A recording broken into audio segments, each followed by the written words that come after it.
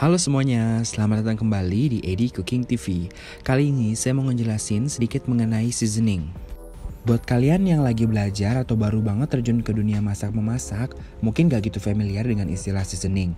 Apa sih yang dimaksud dengan seasoning? Nah, di video kali ini saya akan ngejelasin mengenai apa sebenarnya seasoning itu, dan apa aja sih item-item yang termasuk ke dalam seasoning, dan manfaatnya apa aja ke dalam masakan. So, langsung aja kita mulai ya. Jadi seasoning sendiri artinya proses penambahan bumbu ke dalam makanan selama proses pengolahan atau pemasakan. Jadi misalnya kalau kita masak, kita kan suka nambahin bumbu untuk memberikan rasa asin, manis, pedas, asam, dan sebagainya. Itu adalah proses seasoning karena kita menyampaikan rasa atau meningkatkan rasa dari masakan. Nah, jenis-jenis bumbu itu juga macam-macam ya. Jadi ada garam, gula, rempah-rempah, herbal, dan juga cuka. Nah, ini adalah 5 rasa dasar yang manusia bisa rasain. Jadi ada asin, manis, pahit, asam, dan juga umami. Jadi penggunaan bumbu itu dimaksudkan untuk menciptakan atau meningkatkan 5 rasa dasar ini.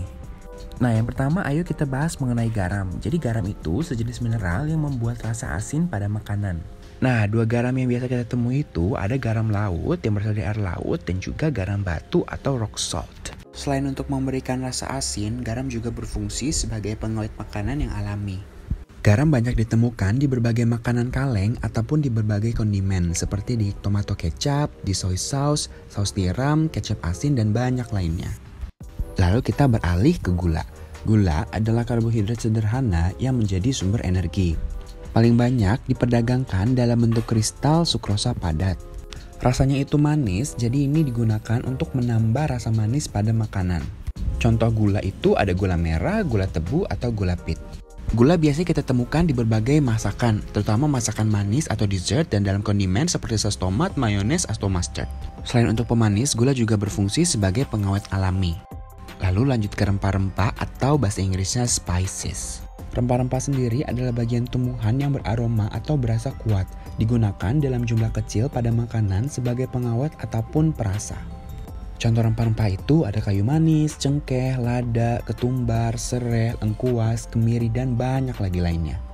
Rempah-rempah biasanya memiliki satu rasa yang spesifik dan dikombinasi dengan sensasi rasa tambahan lainnya. Contoh jintan atau cumin yang rasanya pedas dan juga earthy, berbau atau berasa tanah. Atau cengkeh yang rasanya itu pedas dan juga ada manisnya. Ada rempah-rempah yang lain juga yang memiliki rasa pahit, asam, dan berbagai sensasi rasa lainnya.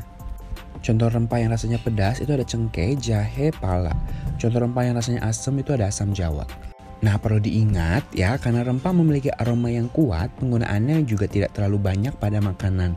Sehingga tetap memerlukan tambahan garam atau gula jika ingin makanan menjadi terasa asin atau manis.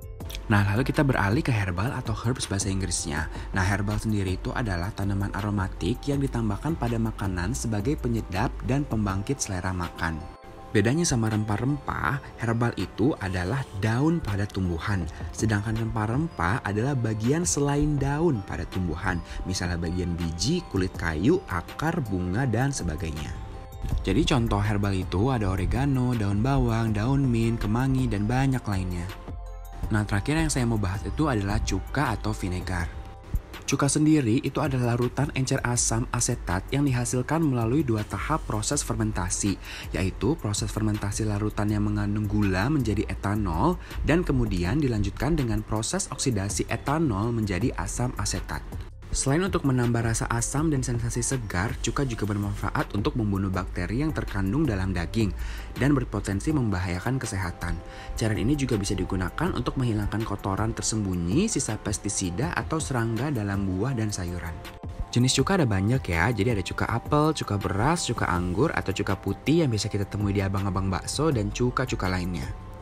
Nah, jadi demikianlah penjelasan mengenai seasoning. Oke, kalau kalian punya pertanyaan, silahkan bertanya di kolom komentar. Thank you guys for watching. See you in the next videos. Have a nice day.